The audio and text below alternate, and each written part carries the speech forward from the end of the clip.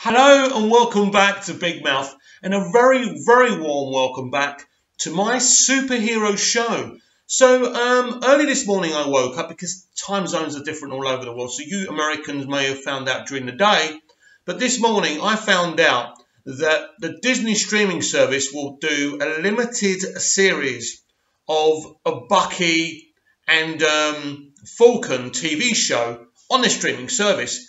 Now, this doesn't really excite me, to be honest with you. I'm sure it excites fans of these characters. Now, I love Bucky. I think Bucky is one of the most well-developed characters on the MCU. But for me, he works perfectly with Chris Evans' Captain America. And without them two being together, it's just like, oh, right, we're just going to pick a couple of guys that we're not really going to use in the films that much. This will be good. This will get a few people to sign up to the service. I'm not excited. Now, if they did a Captain America and Bucky limited TV series, that would have been awesome. But for me, Falcon is a boring character. I'm not interested in him. I don't know what you guys think, but this news doesn't really excite me. Now, more interesting, intriguing news late last week was that Catherine Langsford, is that her name from 13 Reasons Why, will be playing a mysterious character in Avengers 4. Ooh, who could it be? Basically, I'm reading a lot of theories and I agree with this. I think we're going to have a younger Avengers team. And I think there's also a rumour that Avengers 4 will be 3 hours long. Now, we've had these rumours before about superhero films and it never comes to fruition.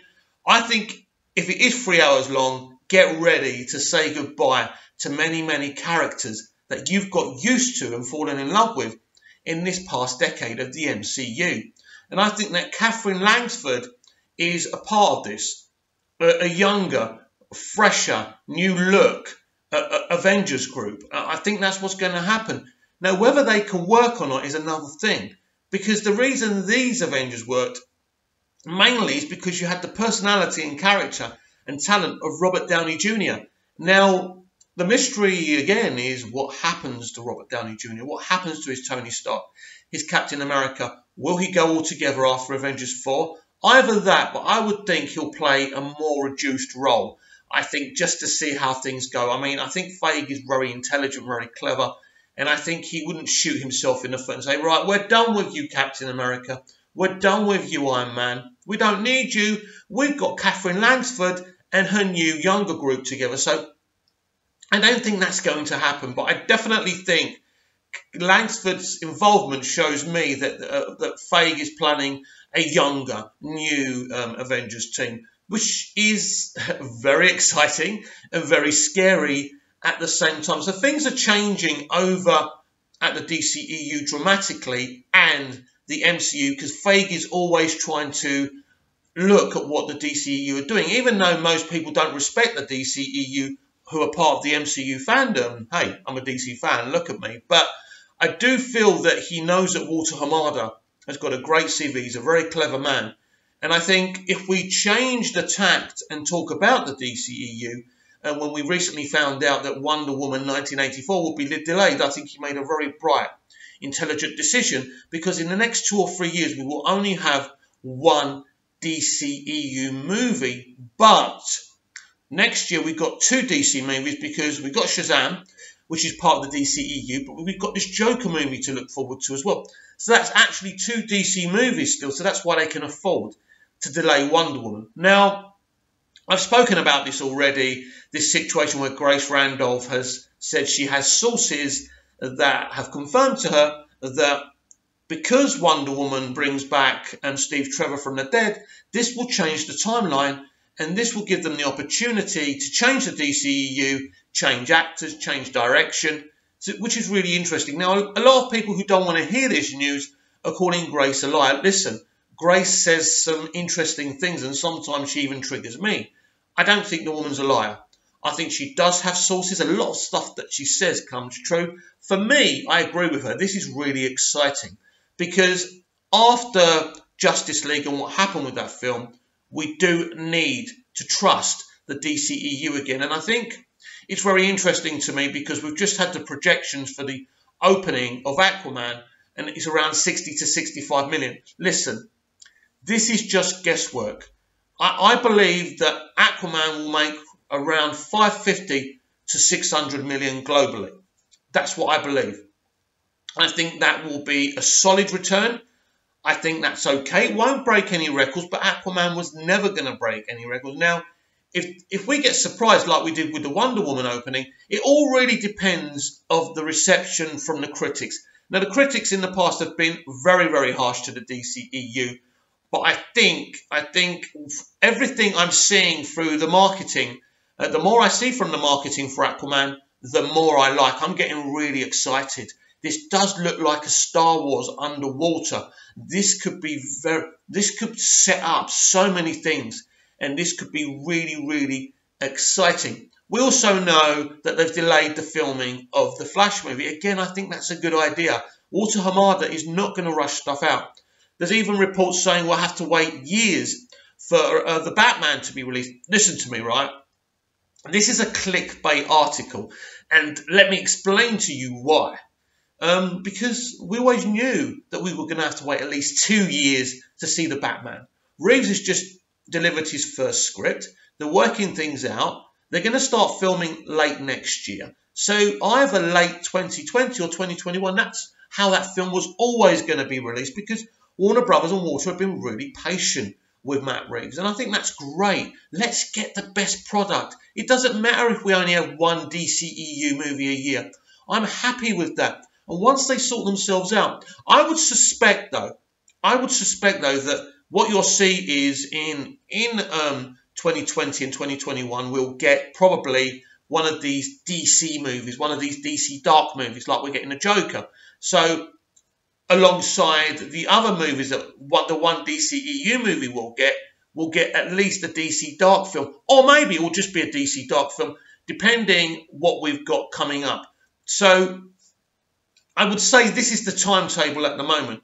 We've got Shazam next year. We've got the Joker next year. Then you look at 2020. I think they'll very quickly announce a DC dark film for 2020 for sure. So we'll have at least one movie. Now, will we have Wonder Woman in 2020?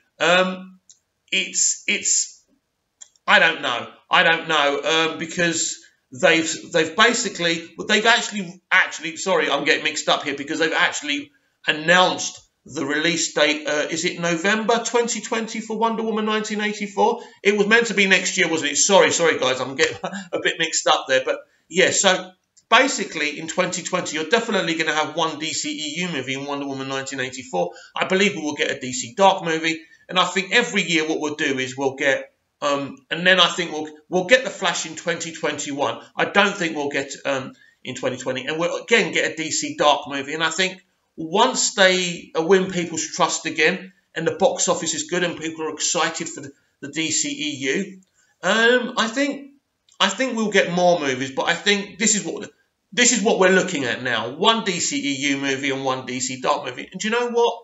I'm fine with that. At least we're getting something. And because of what's happened and with all the problems, I think this is right to get the house in order. So I was initially upset when I heard about the WW 1984 delay. But at the end of the day, I think it's a good thing if they give us the best product. Now, we don't know what's going on with New Gods, which was announced earlier this year. Now, that lady's directing it, and I forgot her name. Actually, she blocked me on Twitter because her film she released through Disney this year was so bad, and I had to speak out. But hey, she blocked me on Twitter. She wasn't posting anything interesting. But I do follow her on Instagram, which she hasn't managed to block me on. Don't cross me up, please. Anyway, because I like to know what's going on. I mean, that film may never happen, New Gods. I hope it does, because that's really interesting. And let's hope she can pull it off. Then we've got Green Lantern Corps in development as well. So, that, you know, if you're a DC fan like me, it's very exciting. But if you're also a Superman fan, which is what got me into DC, what's going on? Well, there's still these rumours that Tyler Hoechlin will have his own Superman TV show. I just feel the Arrowverse really, and I've said this in my last videos as well about this content, that either the CW just need to have a 10-episode-a-year Justice League series with these characters in it, or move them all over to DC Universe and do something special with these shows, because the ratings are really down, you know. So, and it's because of the content that the CW want to attract young females, and it really is a big problem and a big issue. And I mean, as I've said before, these crossovers, and it sounds exciting because it sounds like Superman is front and center. Hey, exciting for me.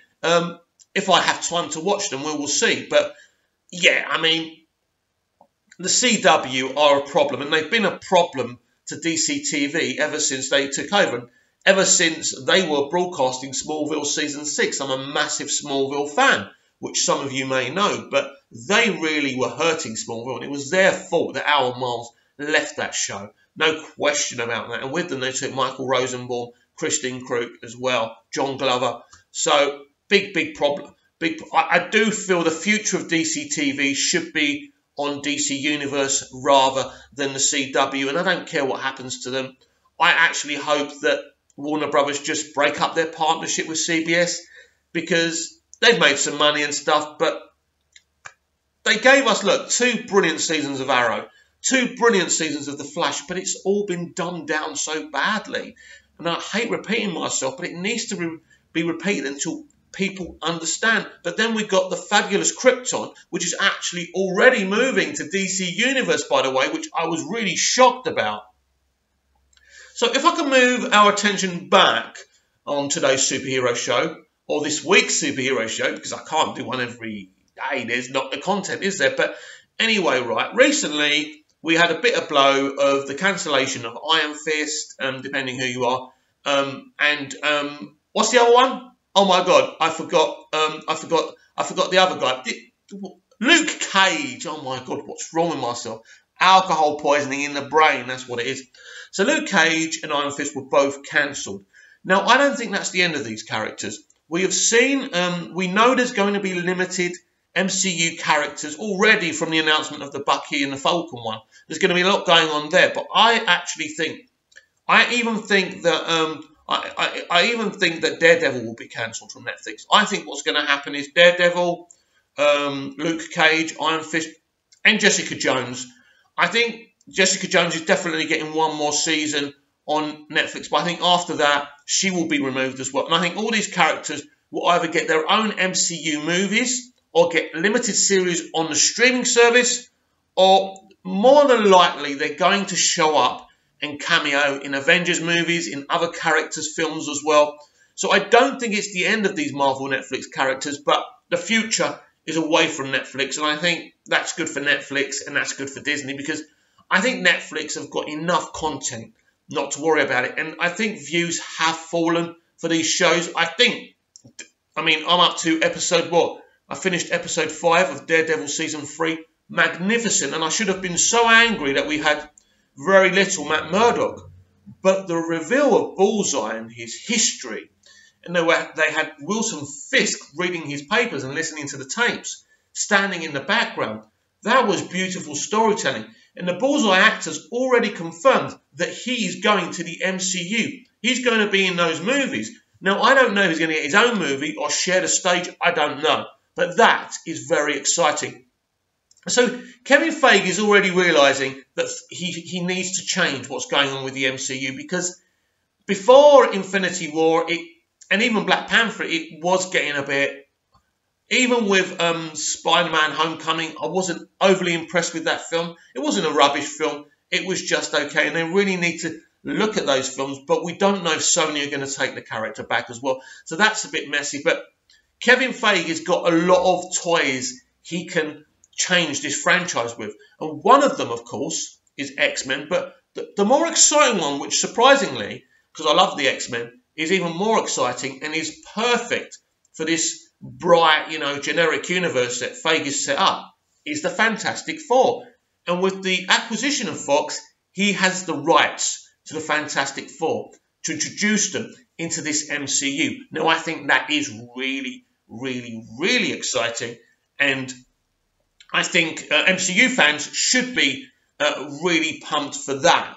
I suppose we can't finish a superhero show without talking about the Snyder Cut, because it's something that's always talked about.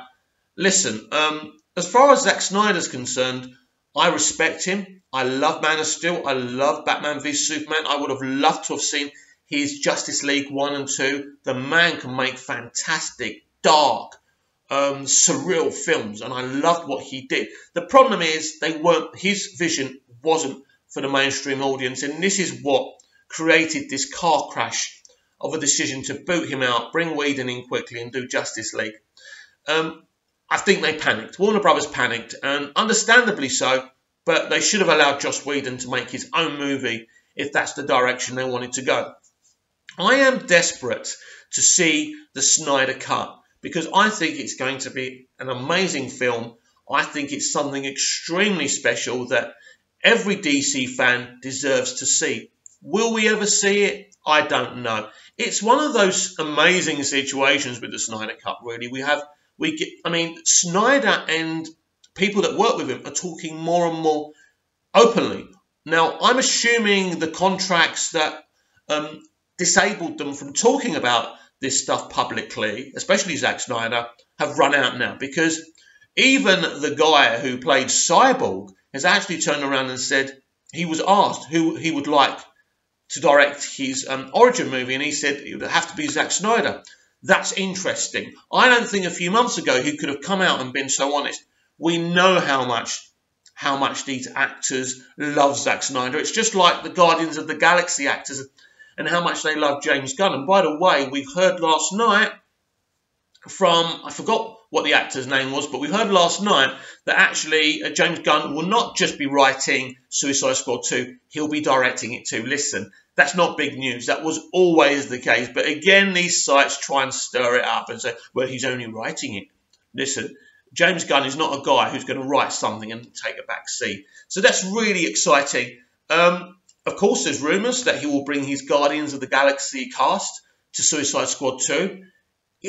Could it work, or would it just be silly seeing all these Guardians of the Galaxy actors on a DCEU movie? Listen, I don't know. If Chris Pratt came over, that would be very exciting for me, because I love Chris Pratt. He's a brilliant actor. He's a brilliant presence, and there's no question these Guardians of the Galaxy actors are really pissed off with Disney for removing James Gunn from the project. And I think there's an opportunity for Warner Brothers to maybe even get Chris Pratt on a permanent contract when he's stuck with Marvel Studios and Disney runs out. So I think if we go back to the Snyder Cut, I think it's an ongoing thing. I can't see us ever seeing it, to be honest with you. But I will be honest with you. I really, really want to see it. But at this moment in time, Walter Hamada is trying to, bring the trust of the public back to the DCEU so people can go and see these movies and enjoy them. And until that happens, I just can't foresee us, getting a Snyder Cut. But who knows? I'm wrong. I have seen the first episode of Titans. I can't remember if I did a review on here a long time ago. But what I decided, I saw it away. I shouldn't have been watching it, basically. So what I'm going to do is just wait for the show to come onto Netflix, and then I'll review it every week. But apparently in episode 3, or was it, that we saw the back of Batman's head, and he looked very similar to Ben Affleck. But I said this when I did my review of the pilot. I remember I did one now. My memory. Wow. But I did say it's the DCEU. I know people are saying it's not the same continuity as the DCU, but I think it is. It makes sense. We already know this Batman has killed. Well, the Batman in Batman v Superman was pretty much branding people and killing people. So very interesting how all this develops. And also going back to Grace Randolph, she does reckon a big DCEU announcement is coming, which she said in a very low-key way was interesting. So we shall see. And as soon as anything breaks, I will let you know and do a video. So enjoy your week, enjoy your day. Please subscribe, share the video, share the channel, and let's have opinions.